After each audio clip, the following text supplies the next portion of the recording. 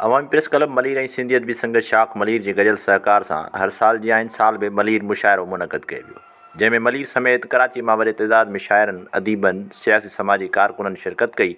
तमामु ख़ूबसूरत शाइर भेण अमृता डायरी खे उसे तरफ़ अचनि ऐं पंहिंजो कलाम पेश कनि।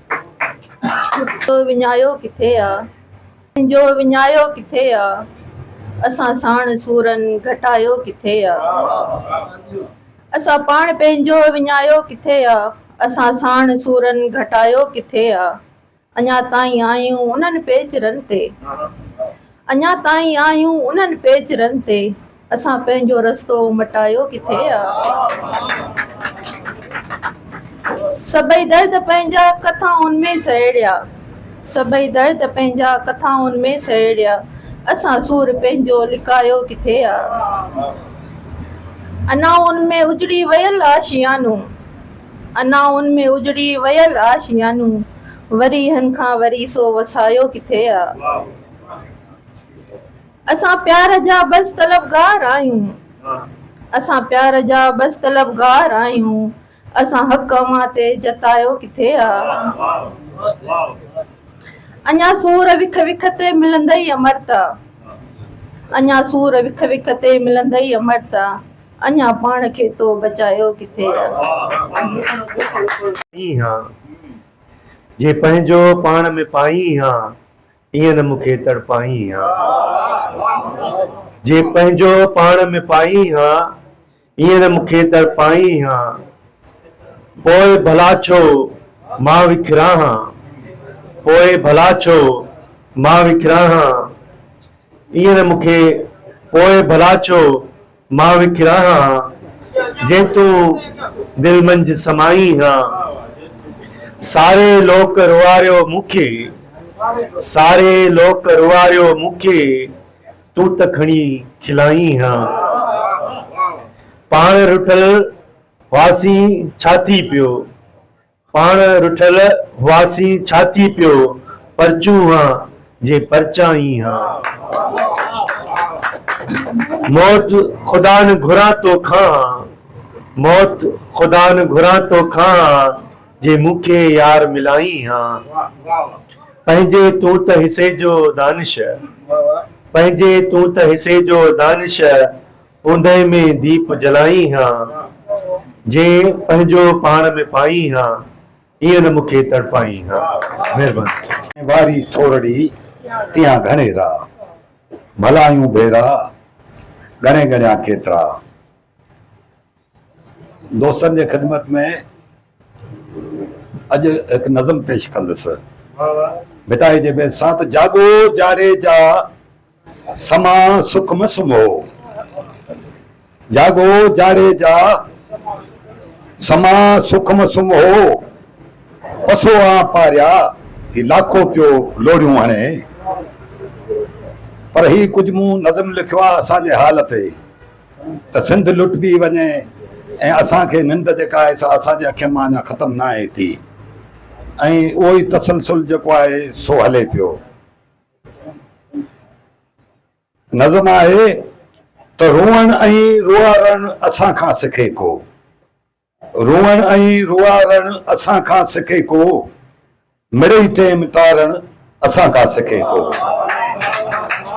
रुअण ऐं रुआरण असां खां सिखे को, मिड़ई टेम तारण असां खां सिखे को। जिते चोर बदमाश भोतार हूंदा, जिते चोर बदमाश भोतार हूंदा, कसीदनि में पूरा कलमकार हूंदा। लुटेरनि जी शाइर कंदा जित गुलामी, सहाफ़ी वॾेरनि जा कमदार हूंदा। लुटेरनि जी शाइर कंदा जित गुलामी, सहाफ़ी वॾेरनि जा कमदार हूंदा।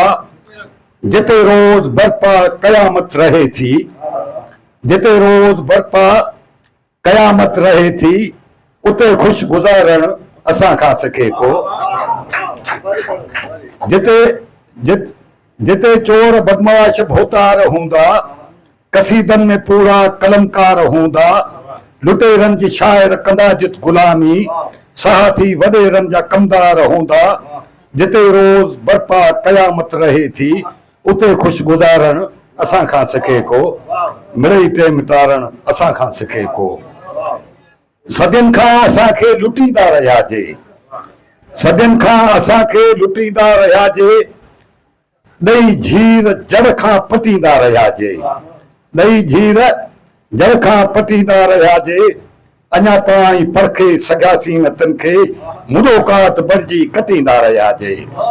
अञा ताईं परखे सॻियासीं न तिन खे, मुॾोकात बणिजी कटींदा रहियाजे।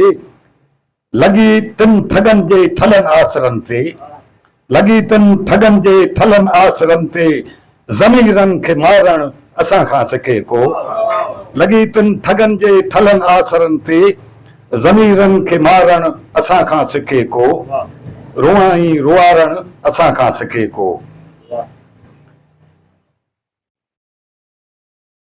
राज कायम, जिते राज कायम हुजे रहज़ननि जो, जिते राज कायम हुजे रहज़ननि जो, सरेआम विपजे वखर वहशतनि जो, खणी रोज़ नफ़रत जो खंजर हथनि में, कटो थो वञे जित गलो कुर्बतनि जो, जिते साह कंहिंजो बि महफ़ूज़ नाहे, जिते साह कंहिंजो बि महफ़ूज़ नाहे, उते जी जियारण असां खां सिखे को। मिड़ई टेम तारण असां खां सिखे को।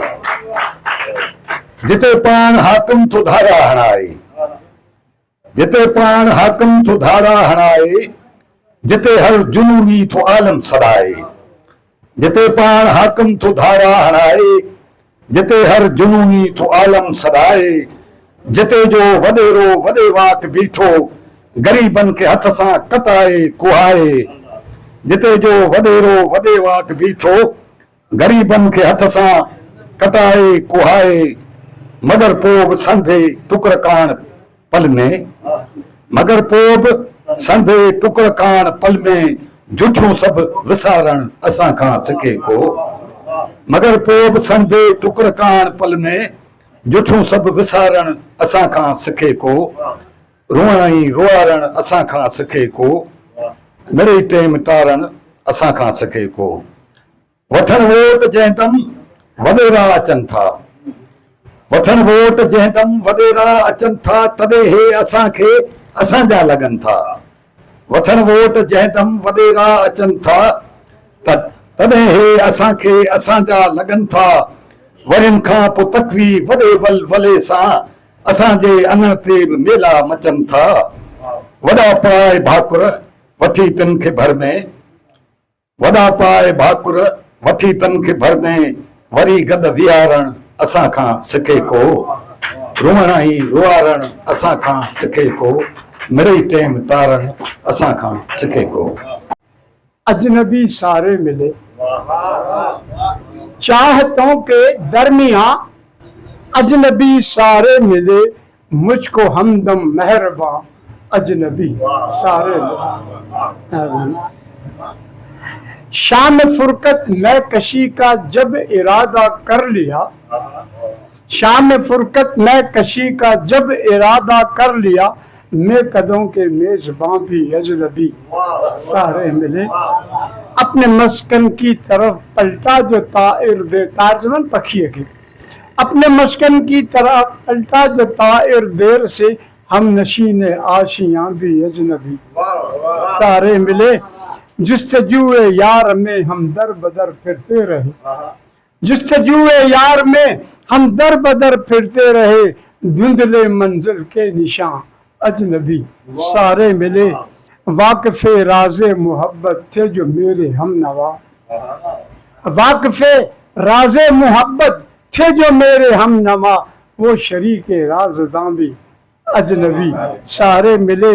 आलम शोहरत रहा तो हम नवा थे यार सब, आलम शोहरत था तो हम नवा थे यार सब, मुफलिसी में घर मकान अजनबी सारे मिले। वो शरीके गम रहेंगे किस तरह कर लूं यकीन, वो शरीके गम रहेंगे किस तरह कर लूं यकीन, राहतों के दरमियान भी अजनबी सारे मिले। राज़दां किससे कहूँ दुश्मन किसे समझूं यहाँ, राज़दां किसको समझूं और दुश्मन किसे समझूं यहाँ, दोस्त हमदम जाने जा, अजनबी सारे मिले। आखिरी शेर, जिंदगी का ये सफर शाही कटेगा किस तरह, जिंदगी का ये सफर शाही कटेगा किस तरह, शहर में तो मेहरबान भी अजनबी साहब। शायरी ऐं मुशाइरा ये इल्मु अदब सां तालुक़ु रखनि था पिया ऐं हिन में तमामु वॾो जेको आहे सो सिंध जो जेको शाइर आहिनि, अदीब आहिनि, उहो पंहिंजे कोशिश ऐं इल्म सां आवाम खे पंहिंजी रोशनीअ ते ॿुधाइनि था। ऐं ॿियो असां मलिर प्रेस क्लब जे अवामी प्रेस क्लब जा थोराइता आहियूं। सिंधी अदबी संगत तमामु सुठो वॾो किरदारु अदा कयो आहे इन सिलसिले में मलिर वारनि सां, ऐं असां तमामु दोस्तनि जा थोराइता आहियूं। महिरबानी। तक़रीबन कराची के हवाले से, मलिर के हवाले से तव्हां सम्झां थो त हिन अवामी प्रेस क्लब मलिर वारनि अॼु न पर हिन इहो सिलसिलो जेको आहे सो कुझु सालनि खां पहिरीं शुरू कयो आहे। ऐं उन सां जेको आहे सो मलिर में जेका अदीब दोस्त शाइर हुआ, जेका लिखारी आहिनि, उनखे हिकिड़ो नओं उत्साह मिलियो आहे। ऐं यकीन सां त उहे माण्हू, उहे शाइर, उहे दोस्त जेका बिल्कुलु लिखा पिया हुआ, ऐं उन्हनि खे आउं सम्झां थो त मलिर पंहिंजो हीअ अवामी प्रेस क्लब मलिर, ऐं हिन वक़्तु जेको आहे सो कुझु सालनि खां जेको आहे सो मलिर शाख जेका आहे उहा बि तक़रीबन जेका आहे, हाणे मूंखे महसूसु ईअं थींदो आहे त मलिर शाख ऐं मलिर अवामी प्रेस क्लब ॼण त हिकु इदारो हुजे। ऐं इहे जॾहिं ॿई इदारा पाण में गॾिया आहिनि त अदबी प्रोग्राम करण में, ऐं हूअं बि हिननि कसर कोन छॾी हुई शुरू खां वठी। हिन वक़्तु हुननि जा तमामु जेको आहे सो ख़ूबसूरत प्रोग्राम थी रहिया आहिनि। ऐं हिन ई साल में हिन ई प्रेस क्लब में आउं सम्झां थो त हीउ 13हों प्रोग्राम थी रहियो आहे। जेको आहे इन खां सवाइ जेको आहे सो अवामी प्रेस क्लब वारनि जुदा जेका प्रोग्राम कया आहिनि, उहे त जुदा उन्हनि जो काथो उन्हनि खे ख़बर वधीक हूंदी, पर असांजे तवसुत सां जेको आहे सिंधी अदबी संगत शाख मलिर जे तवसुत सां हीउ जेको आहे सो 13हों प्रोग्राम मूंखे जीअं यादि अचे थो, अञा थी सघे थो वधीक हुजनि। ऐं तमामु ज़बरदस्त कमु जेको आहे सो मलिर अवामी प्रेस क्लब जो जेको अॻुवान आहे सामी साहिबु, उनजी सॼी टीम खे आऊं मुबारकबाद ॾियां थो ऐं जसब ॾियां थो त हिन कम सां असां सभिनी शाइरनि खे ऐं अदब दोस्तनि खे तमामु जेको आहे सो हिकिड़ो वॾो उत्साह मिलियो आहे। हक़ीक़त इहा आहे त असां मलिर प्रेस क्लब, अवामी प्रेस क्लब हिकु तमामु सुठो प्लेटफॉर्म आहे नवनि शाइरनि लाइ। हिते जेकी चिकताण हले थी, असां नवां शाइर जेके आहिनि ख़ासि तौर ते उन्हनि लाइ त हिन परेशानियुनि ऐं जेको शाइर जेको आहे पंहिंजा अहसास, पंहिंजा जेके दर्द आहिनि समाज जा, पंहिंजा पंहिंजे लफ़्ज़नि में पहुचाए थो दुनिया ताईं। कुझु पंहिंजी तकलीफ़ूं, कुझु ॿियनि जूं। तमामु सुठी रिवायत आहे जेको हर साल अवामी प्रेस क्लब जा मलिर शाख जी तरफ़ां अमल आहे। हीअ जेको मलिर मुशाइरो थिए पियो, इहा हिकिड़ी सुजाॻी जी वाट आहे ऐं तव्हां इहा सुजाॻी जी वाट खई आहे, इहा ॾाढो सुठो ऐं हिकिड़ो उत्साह बि मिले थो शाइरनि खे पंहिंजी शाइरी पेश करण जो। ऐं इहो तमामु सुठी ॻाल्हि आहे, इहो थींदो रहे त बहितरु आहे। ऐं इन सां काफ़ी तब्दीली बि अचे थी, नवां ख़्याल था अचनि, नई नई शाइरी। ऐं असां जहिड़नि नंढड़नि शाइरनि खे इहो मौक़ो थो मिले त पंहिंजी शाइरी पेश करे सघूं, पंहिंजा ॾुख सूर जेके क़ौम जा दर्द आहिनि शाइरी वसीले, ऐं शाइरनि ई दुनिया तब्दील कई आहे। ऐं जेकॾहिं उहा शाइरी सरजी वञे इनक़िलाबी, त मां सम्झां थो इनक़िलाब में देरि न लॻंदी। अवल त मलिर मुशाइरो जेको दोस्त रखनि पिया, असांखे नींद ॾिनी, वॾी महिरबानी। ॾिठो वञे त साईं हीअ बि हिकिड़ी जागृत आहे, हीअ अवाम खे हिकिड़ी जागृत ॾियण जो हिकिड़ो क़िस्म आहे। शाइर वीचारा पंहिंजे लफ़्ज़नि जी भेटा करे दोस्तनि खे ऐं माण्हुनि खे भेटा ॾियनि था, ऐं उन्हनि सां गॾोगॾु हीअ वॾी माण्हुनि खे ॼाण ॾियनि था। सुजाॻी जी हीअ हिकु राह आहे। वॾी महिरबानी। त तमामु ख़ुशाइंदा अमल आहे जेको असांजे सिंधी अदबी संगत मलिर शाख ऐं अवामी प्रेस क्लब मलिर कराए रही आहे। ख़ासि तौर ते जेको हीउ मुशाइरो आहे मलिर मुशाइरो, इहो बेसिकली अवामी प्रेस क्लब मलिर कराईंदी रही आहे, पर तक़रीबन 2 सालनि खां ॿई गॾिजी करे अवामी प्रेस क्लब ऐं सिंधी अदबी संगत शाख मलिर गॾिजी करे कनि पिया। इहो जेको आहे हिन इहो फ़ाइदो थियो आहे, जिन सां ॿिन्हिनि जो हिकिड़ो कंट्रीब्यूशन जेको थियो आहे उहो तमामु सुठो थियो आहे, जंहिंसां माण्हुनि जो अचण में बि इज़ाफ़ो थियो आहे ऐं उन माण्हू जेका आहिनि को ख़ुशी ऐं राहत महसूसु करे रहिया आहिनि ऐं अवाम में हिकिड़ो सुठो मैसेज वञी रहियो आहे। साईं तमामु बहितरीनु ॻाल्हि सभु खां पहिरीं तव्हां मलीर अवामी प्रेस क्लब जेका आहे उन खे घणे खां घणी वाधायूं ॾींदुसि जंहिं मलीर अदबी संगत शाख सां गॾिजी करे घणो क्रेडिट मलीर प्रेस क्लब खे वञे थो। उन्हनि हिकिड़ो ई शइ खे ज़ाहिर कयो ऐं मलीर में मुशाइरो क़ाइमु करायो।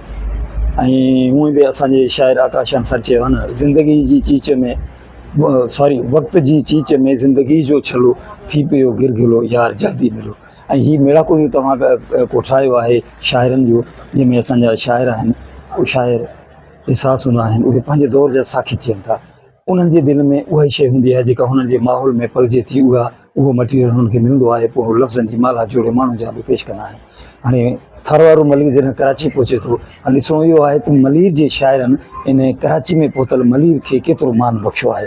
ऐं मां सम्झां थो उन मान बख़्शण जी ही हिकु कड़ी आहे जंहिंजो सिरो अवामी प्रेस क्लब वारनि जे सिर ते अचे थो। ऐं सामी मेमन साहिब खे मुबारकूं ॾींदुसि त हेतिरनि शाइरनि खे इकठे कयो अथसि। उन में ज़ाहिर आहे उन्हनि जी शाइरी में उहे शयूं ज़रूरु हूंदियूं जेके हू माहौल में ॾिसनि था। ऐं हिकु बहितरीनु मुशाइरो थींदो ऐं कोशिशि इहा ई हूंदी त मलीर जूं ॻाल्हियूं हिन में शामिलु